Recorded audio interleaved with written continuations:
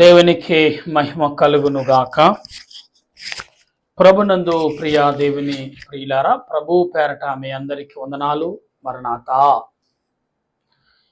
మీ అందరూ క్షేమముగా ఉన్నారని, మరి ఈరోజు సంతోషము సమాధానముతో మీ అందరూ ఆయన సన్నిధిలోకి వచ్చి ఉన్నారని నమ్ముచు దేవదేవునికి కృతజ్ఞతాస్తుతులు చెల్లించున్నాను. ప్రియులారా, ఈరోజు పాఠము సన్నిధి. దేవుని సన్నిధి అనే మాట ఎప్పుడు ప్రారంభమైనది అని ఒకసారి మనం విశ్లేషణ చేసుకుంటే, ఆదిలో దేవుడు భూమి యావత్తును సృష్టించిన తర్వాత సన్నిధి అనేది ఎదెను తోటలోనే ప్రారంభించాడు.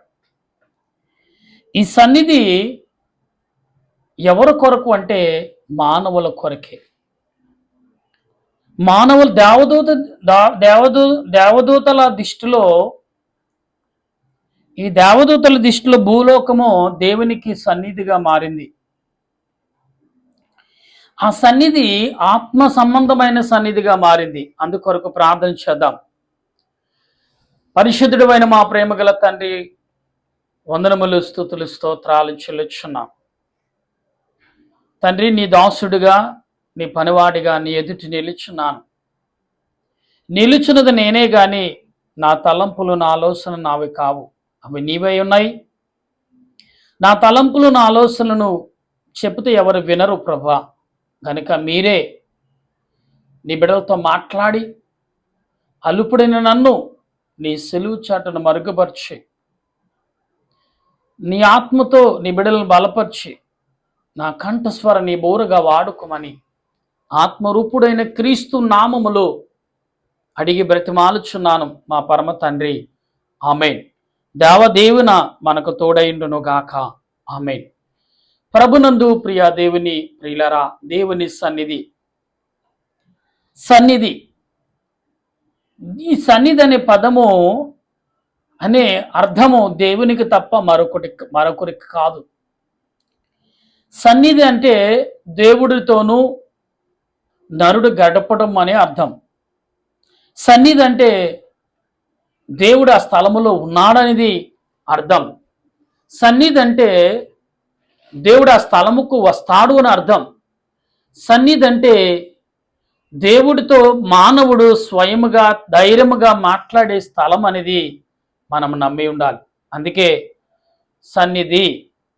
అందుకే ముందు దావదాసయ్య గారు సన్నిధి గుడారాలు, సన్నిధి గుడారము, సన్నిధి గది, సన్నిధి పీఠము అనే మాటలు అనేక రకాలుగా ఉంటాయి. ప్రభునందు ప్రియులారా, ఈ సన్నిధి గది లేదా సన్నిధి దేవుడు ఏ రీతిగా మనకు వివరిస్తున్నాడు అని వాక్య గ్రంథంలో చూద్దాం. చూసినట్ల నిర్గమాకాండము 33 అధ్యాయం మనం 15వ వచనం చదువుతున్నప్పుడు, మోషే దేవునికి సన్నిధి అనేది ఎలాగ ఏర్పరచాడు అనేది ఆదిలో ఇశ్రాయేలు ప్రజల ద్వారా మనం నేర్చుకోవాలి. దానికంటే ముందు ఆదాము కూడా దేవుని సన్నిధిలో జీవించిన వాడే. తర్వాత కాలంలో ఆనోకు కూడా దేవుని సన్నిధిలో జీవించిన వాడే. నోవాహు అయితే దేవుని సన్నిధిలో సన్నిధి యొక్క పీఠమును, సన్నిధి యొక్క విధానము అన్నీ కూడా పాటించిన వాడు ఆనోకు, నోవాహు ప్రియులారా. తర్వాత కాలంలో గడిచిన తర్వాత అబ్రహాం వచ్చాడు.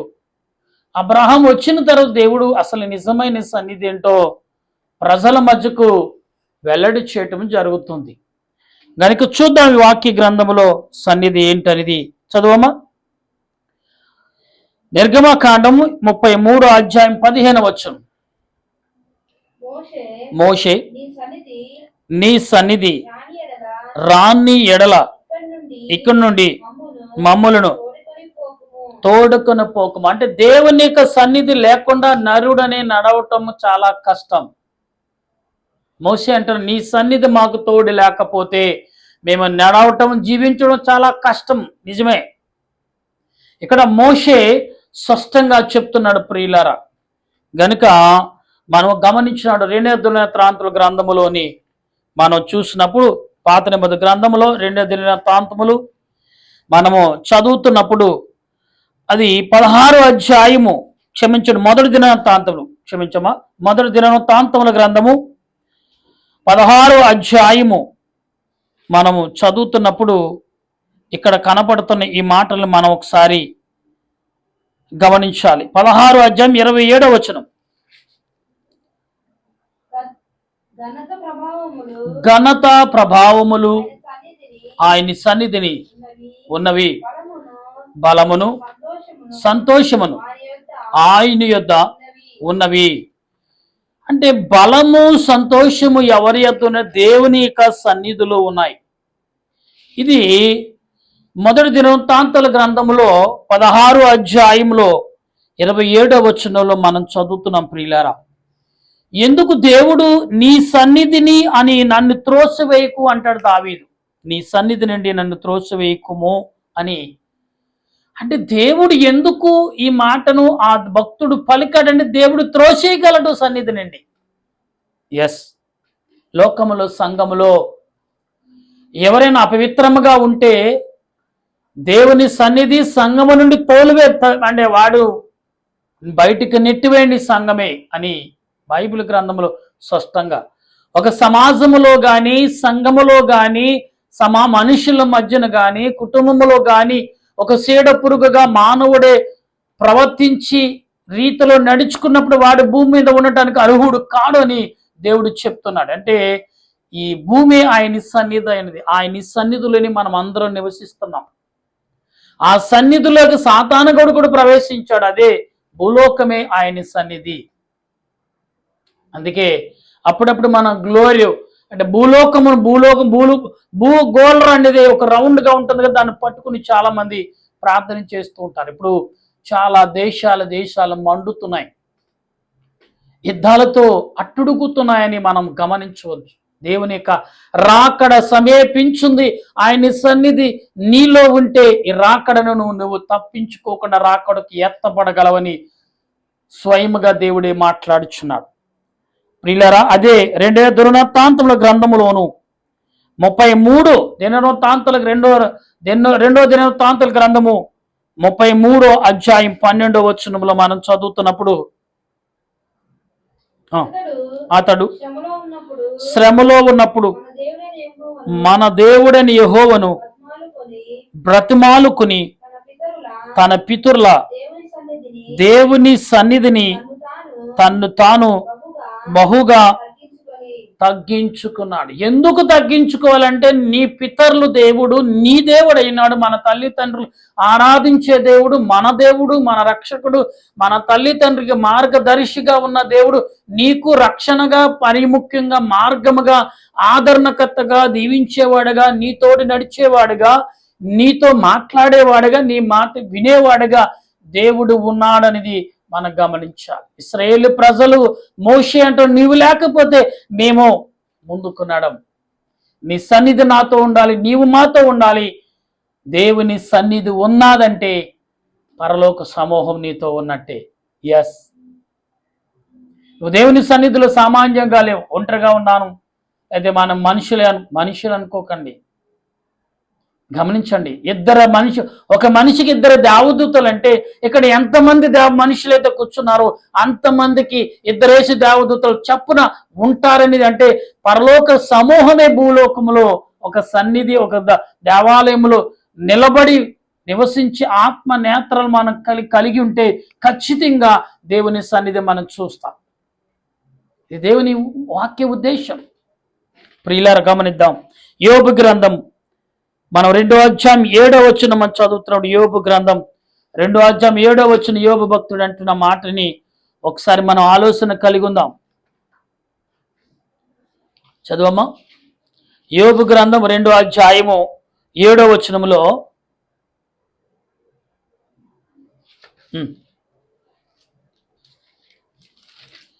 దేవుడని యెహోవా సన్నిధి అంటే యోబు కాబట్టి అపవాది యెహోవా సన్నిధి నుండి బయలు వెళ్ళి అరికాలు మొదలుకొని నడినెత్తి వరకు బాధగల కురుపు అమ్మా కురుపులతో యోబును. ఏమండి, దేవుని సన్నిధి నుంచి వెళ్ళింది కాబట్టి దేవుని యొక్క సన్నిధి అధికారం లేకుండా సాతాను గడు నా యొద్దకు రాడు అని ఎవరు గ్రహించాడంటే, అందుకే యోబు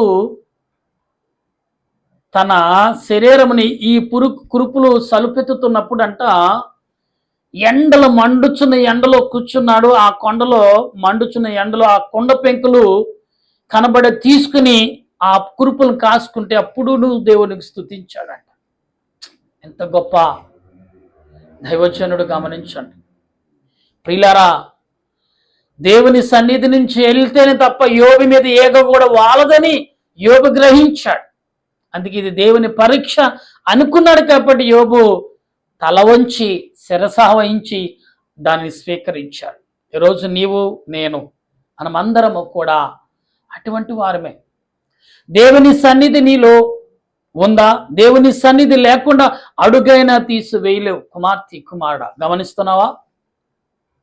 దేవుని సన్నిధి నీలో ఉన్నప్పుడు నీ ఇంటిలో, నీ గ్రామంలో, నీ పట్టణంలో, నీ దేశంలో ఉందంటే కరువు కాటకాలు నిన్ను గాని, నీ దేశాన్ని గాని, నీ గ్రామము గాని, నీ కుటుంబం గాని తరికే రావు.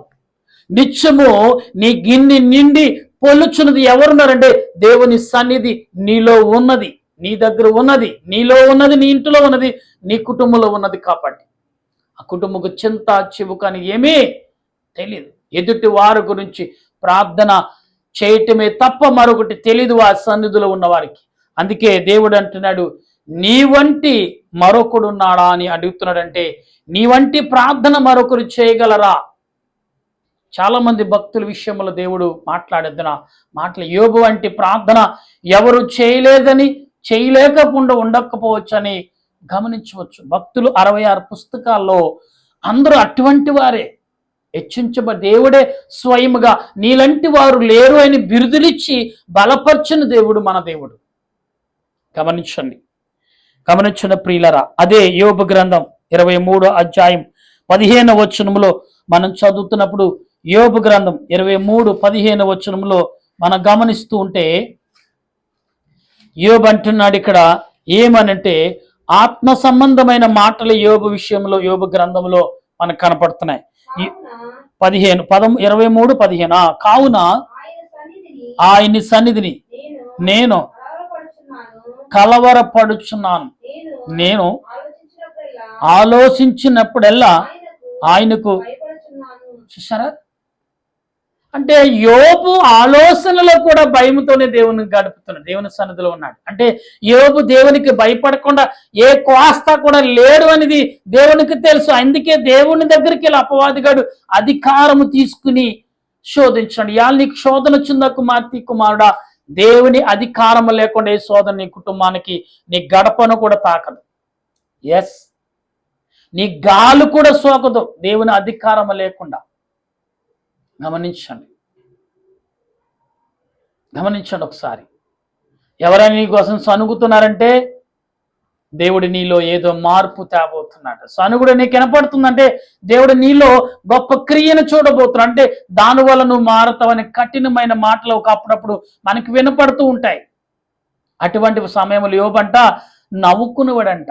భార్య తిడుతున్నప్పుడు నీవు నీ దేవుడైన యెహోవా దేవుడంట, దేవుడైన యెహోవాని దూషించి నువ్వు సావరాదు అనాద మాటకు మూర్ఖురాల వలె మాట్లాడు. ఆ మాటకు కూడా క్షమాపణ అడిగాడు దేవుడు. తండ్రి, నీ దాసురాలు నేను మూర్ఖురాలనని సాష్టాంగ నమస్కారం చేశాడు యోబు. ఆ సంగతి మనకు తెలుసా? గమనించాలి ఒకసారి మనం ఈ మాటలు.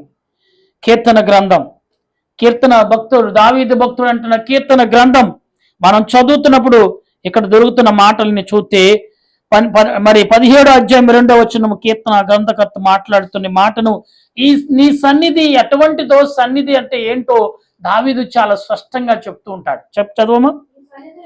నీ సన్నిధి నుండి నాకు, చూసారా, నీ సన్నిధి నుండి నాకు తీర్పు వచ్చును గాక, నీ కను దృష్టి న్యాయముగా చూచును. చూసారా, నీ కను దృష్టి నాకు వచ్చును గాక, నీ కను దృష్టి న్యాయముగా నాకు చూచును. అంటే ప్రియులరా, దేవుడి యొక్క కనుదిష్టి లేకుండా, ఆయన సన్నిధి లేకుండా నీవు గాలే పీల్చులు అసలు ఏ రోజు కూడా రోజు గడపలేవు. గమనించండి ఒకసారి, గమనిద్దాం ప్రియులారా. అదే కీర్తన గ్రంథములోని 31:20 వచనములో మనం మాట్లాడుచున్నప్పుడు దావీదు అంటున్నాడు. ఈ మాటలని మనం చదువుకుంటే చక్కటి మాటలు కనపడుతున్నాయి. కీర్తన 31:30లో మాట్లాడుచున్న ఈ మాటల్ని మనం అర్థం చేసుకుంటే, కీర్తన గ్రంథం 31:20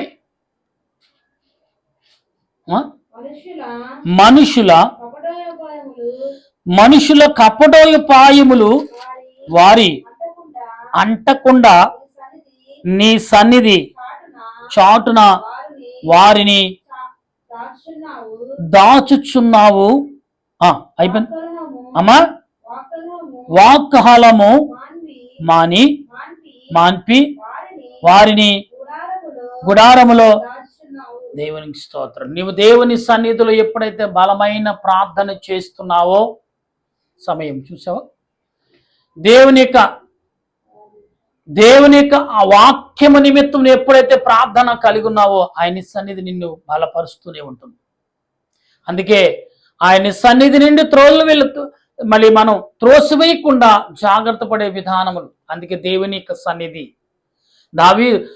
మోషే ఇశ్రాయేలు ప్రజలు నడిపించాడు, ఒక్కడిగా నడిపించడు. దేవుని సన్నిధి తోడు ఉన్నప్పుడే అతను ఎక్కువగా గర్దించగలిగాడు, ప్రార్థన చేయగలిగాడు, సూచనలు చెప్పగలిగాడు. ఇవాళ దేవుని సన్నిధి నీలో, నీ కుటుంబంలో ఉన్నదంటే నువ్వెక్కడికి వెళ్ళినా దీవించబడతావు. దేవుని సన్నిధి లేకుండా అడుగైనా నువ్వేళ పూచుకు పుల్ల కూడా నువ్వు కదపలేవని దేవుని వాక్యం చెప్తుంది. దేవుని వాక్యం చెప్తుంది. దేవుని సన్నిధి నీలో ఉన్నప్పుడు ఆ వాక్యమే, ఆ సన్నిధి నీకు ఆదరణ కలిగించేదిగా ఉంది ప్రియులారా. కాబట్టి అదే కీర్తన గ్రంథము 68వ కీర్తన గ్రంథం 68వ కీర్తన 2వ వచనం మనం చదువుతున్నప్పుడు భక్తుడైన దావీదు అంటున్న మాటని ఒకసారి మనం విశ్లేషణ చేస్తే, ఇక్కడ చూడండి, కీర్తన 68వ కీర్తన 2వ వచనములో మనం చదువుతుంటే, పొగ చెదరగొట్టబడినట్లు నీవు వారిని చెదరగొట్టము, అగ్నికి మైలము కరిగినట్లు భక్తిహీనులు దేవుని సన్నిధికి కరిగి. చూసారా ఎంత కఠినమైన మాట అండి. గమనించాలి. గాలి పొట్టి అంటే పొగ చెదిరిపోనట్టు గాలికి అలా చెదిరిపోదురు గాక, మైలము కరిగినట్టు దురాత్మ సంబంధమైన మనుషులు కరిగిపోయి వెళ్ళిపోదురు గాక. అవును కదా. జాగ్రత్త. మనం దేవుడు ఎన్నో సూచనలు ఇస్తున్నాడే. కొంచెమైన శరణమ లేకుండా ఒకవేళ నువ్వు జీవిస్తే కుమారుడా, దేవుడికి కోపానికి దేవుని సన్నిధి నుండి త్రోసివేయబడుతున్నాయేమో. జాగ్రత్త. మరొక వచనం అందులోనే మనం చదువుకుంటే 68:8 చదువుతున్నప్పుడు 68:8లో కీర్తన 68:8లో మనం చదువుతున్నప్పుడు ఇక్కడ కనబడుచున్న మాటలని, భూమి వణికెను, దేవుని సన్నిధిని అంతరిక్షము దిగజారెను, ఇశ్రాయేలుకు దేవుడకు దేవుని సన్నిధిని ఆవలి సీనాయి కంపించును. ఇంకా కంటిన్యూ చేయమ్మా, చదువు. దేవా నీ శ్వాసము మీద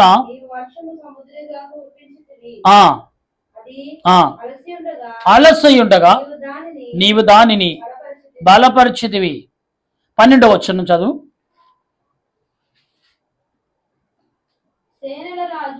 సేనల రాజులు పారిపోయేదురు, ఇంట నిలచినది దోపుడు సొమ్ము. అంటే రాజులు వెళ్ళిపోయారు అంటే వింట ఉన్నది దోపుడు సొమ్ము పంచుకుందరు. అంటే దేవుని సన్నిధి లేకుండా నీ దగ్గర ఏమైనా ఉందేమో, దేవునికి వ్యతిరేకంగా ఏదైనా ఉంటే అది దుర్మార్గులు పంచుకుంటారని ప్రభు చెప్తున్నాడు. ప్రియులారా గమనించండి. దేవుని సన్నిధి నీలో ఉందా? దేవుని సన్నిధి నీకు తోడుగా ఉందా?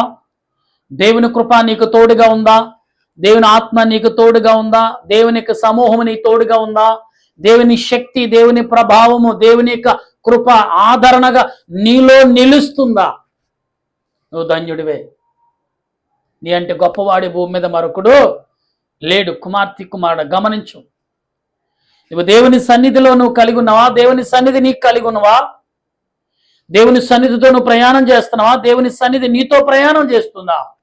గమనించండి, ఇక్కడ మొదటి ప్రయాణం, నువ్వు దేవునితో ప్రయాణం చేస్తే దేవుడు నీతో ప్రయాణం చేస్తాడు. ఆయన సన్నిధి ప్రయాణం చేస్తుంది.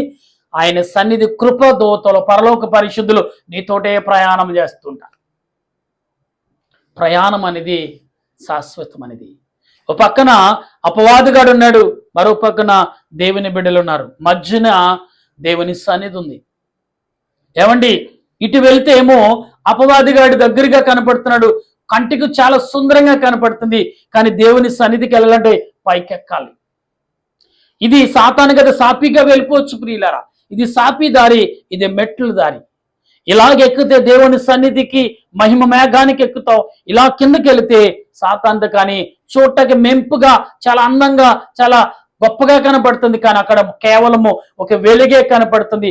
నడిచేగొలిది ఆ మహిమ కాస్త నిన్ను ఆవరించుకుంటుంది. నువ్వు మహిమలో కనబడవు, మహిమలో కలిసిపోతావు. చక్కటి మహిమ, చక్కటి జీవితం నీకు దొరుకుతుంది. ఇలాగ కంటికి కనబడుతుంది, కానీ వెళ్ళగొలిది ఆ వెలుగు కాస్తి చీకటిగా మారిపోతుంది. నీకు కంటికి కనపడుతుంది, మెట్లు కనపడుతున్నాయి, ఒక ద్వారము కనపడుతుంది స్టార్టింగ్ లో, కానీ లోపలికి వెళ్ళగొలిది మహిమ కనబడుతుంది. ఏదో నీకు కావాలి ఈ సమయంలో ప్రభువు నిన్ను అడుగుతున్నాడు. దేవుని సన్నిధికి నువ్వు పైకి ఎక్కు రమ్మంటున్నాడు, ఎక్కు రమ్మంటున్నాడు. నన్ను రా అని పిలవట్ల, ఎక్కు రమ్ము అన్నాడు ప్రభు. నువ్వు రమ్మంటున్నావంటే వెళ్తున్నావేమో జాగ్రత్త. అది రమ్మంటే దారి ఎక్కడికి వెళ్తుందో తెలియదు. ఎక్కురా అంటే శ్రమైన భారమైన ఎక్కితే నీ బలము పెరుగుతుంది, నీ ఆలోచన పెరుగుతుంది. అడుక్కు కూడా నీ ఆలోచన ఎలాగొస్తుందంటే పరమకు చేరుస్తుంది. ఎస్, ఒక మనిషి ఒక బిందు బరువు పెట్టుకుని 4 మెట్లు ఎక్కాలంటే ఎంత శరీరాన్ని సంకల్పన చేసుకోవాలో, దానికంటే ఒక మెట్టు ఎక్కగానే ఆత్మ నీకు తోడుగా ఉంటుంది. 2వ మెట్టు ఎక్కగానే ఇంకా ఆత్మ నిన్ను బలపరుస్తుంది. 3వ మెట్టు ఎక్కగానే ఇంకా కొంచెం బలపరుస్తుంది ఆత్మ. తర్వాత దేవదూతలు తోడుగా ఉంటారు, పరిశుద్ధులు, పరలోక భక్తులు, సెరేబులు, కరేబులు ఎక్కేగొలది నీకు తోడుగా, గుంపుగా, కంటికి నీకు మాత్రమే కనపడవచ్చు, కానీ అంతరాత్మ దేవాదేవుడు నీకు ఎప్పుడూ తోడుగా ఉంటాడు. ఎప్పుడైతే ఆ పైకి మెట్టు ఎక్కడం ప్రారంభించవో నేను ఎలా ఆహ్వానిస్తారంటే, చూడండి, ఒక పెళ్లి కుమారుని, పెళ్లి కుమార్తెని వివాహం చేసుకుంటే ఎలా తీసుకెళ్తారో దానికంటే ఎక్కువ ఆనందముతో దూతలు ఆహ్వానిస్తున్నారంట. అటువంటి ఆశీర్వాదం దేవుని సన్నిధిలో మాత్రమే ఉంటుంది, దేవుని సన్నిధిలో మాత్రమే దొరుకుతుంది, దేవుని సన్నిధిలో మాత్రమే నువ్వు పొందగలవు, దేవుని సన్నిధిలో నీవు ఆనందముగా ఉండగలవు. అటువంటి పరిశుద్ధాత్మ దేవుడు ఈ సమయంలో మనందరికి అందించి ఆయన రాకడకు సిద్ధపరచును గాక. ఆమేన్. ప్రేమగల మా తండ్రి, నీ కొందనాలు, నీ సన్నిధి మాతో ఉంచావు కాబట్టి ఈ రోజంతా మేము గడపగలిగాం. నీ సన్నిధి మాతో ఉంది కాబట్టి మరొక రోజున మేము జీవించుటకు, మరొక గంటలు గడపటకు మాకు సహాయం దయచేసాం. ఎందుకంటే మంచి నీళ్ళు తాగేవారు, భోంచేసేవారు, నడిచేవారు, మాట్లాడేవారు, ప్రయాణం చేసేవారు తిరిగి వస్తారో ఉంటారో లేదో తెలీదు ప్రభా. అటువంటి సమయంలో మేము ఇంకా రేపుడు గురించి ఆలోచిస్తున్నామంటే, రేపుడు పని గురించి, రేపు చేయబోయే పని, తర్వాత రోజు చేయే పని గురించి కూడా ఆలోచిస్తున్నామంటే నీ సన్నిధి మాకు ఆదరణకర్తగా ఉంది, నీ సన్నిధి మాకు బలమనిస్తుంది ప్రభా. అటువంటి బలమును నీ ఆత్మ నడిపింపు ద్వారా నాకు, మా దేశానికి, దేశ ప్రజలకు, పెద్దలకు, చిన్నలకు, వృద్ధులకు, అందరికీ, ఒకరా ఇద్దర సమస్త ప్రజలకు, 200 సుమారు 70 భాషలు కలిగిన వారి, సుమారు 700 కోట్ల ప్రజలకు ప్రభా, ఇదిగో నాయన యెరూషలేము నీ క్షామము కలుగునక. కానీ యెరూషలేము నుండి యుద్ధాలు ప్రారంభం అయిపోతున్నాయి, చాలా భయంకరంగా యుద్ధాలు జరుగుతున్నాయి ప్రభా. దేవా, నీ సన్నిధి తోడుగా ఉంచుండే బిడ్డలకు, నేను అందరూ నీ బిడ్డలమే తండ్రి. ఇదిగో ఇజ్రాయేలుకు, యూదులకు జరుగుతున్న యుద్ధము ప్రభు, ఆనాడు ఐగుప్తులకును ఇశ్రాయేలు ప్రజలకు జరిగిన యుద్ధము లాంటిదే. కాబట్టి ఆనాడు ప్రభా ఐగుప్తు నుంచి రాకుండా నేను ఐగుప్తుకి బానిసలుగా ఉండవలసిన వారే ఈనాడు స్వేచ్ఛగా జీవించిన వారి మీద యుద్ధము ప్రకటిస్తున్నారు ప్రభా. దీనంతటా నీవే శాంతిపరిచి నీ రాకడ సూచన రాకడ క్రియలు అని జరుగుతున్నాయని నమ్ముతూ ఎవరైతే ఎవరి ఇంటిలో, ఎవరి కుటుంబంలో, ఎవరి గ్రామంలో, ఎవరి దేశంలో నీ సన్నిధి నిలకడగా ఉందో ఆ దేశం, ఆ రాకడ నాయన, ఆ కుటుంబం, ఆ గ్రామం, ఆ దేశ పట్టణము కూడా రాకడికి ఎత్తబడుతుందనేది చరిత్ర గ్రంథములు చెప్తున్నాయి ప్రభా. అటువంటి కృప నాకు, మా కుటుంబానికును మరణాత ప్రార్థన సన్నిధికి తోడుగా ఉంచి నడిపించమని మా ప్రభువును రక్షకుడైన దేవదేవుని నామములు అడిగి బ్రతిమాలి ప్రార్థన చేయుచున్నాను పరమ తండ్రి. ఆమేన్. మన తండ్రి అయిన దేవదేవుని కృప, పరిశుద్ధాత్మ అన్యోన్య జీవితం ఇప్పుడు ఎల్లప్పుడు సదా తోడుగా ఉండి యేసుక్రీస్తుకు సిలువ రక్తములో కడగబడిన రాజ్యముకి ఎత్తబడుదుము గాక. ఆమేన్, ఆమేన్, ఆమేన్. అందరికీ వందనాలు. మరణాత.